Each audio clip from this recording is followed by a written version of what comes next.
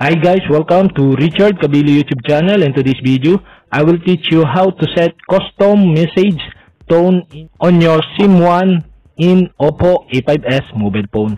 So okay guys, but before we start, kindly subscribe to my YouTube channel by pressing the subscribe button and the bell to notify you if I have new videos. Okay guys, let's start.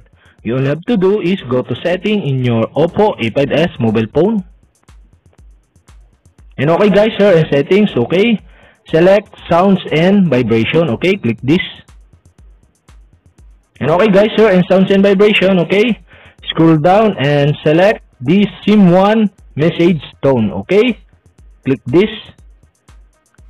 And now, in SIM1 message tone, okay, you can see on the top, the custom. And okay, you'll have to do is click the select from files. And okay guys, here in select from files, okay, you can see the music from your custom file, okay guys. And now you can select the music you want to set as a message tone in your SIM1.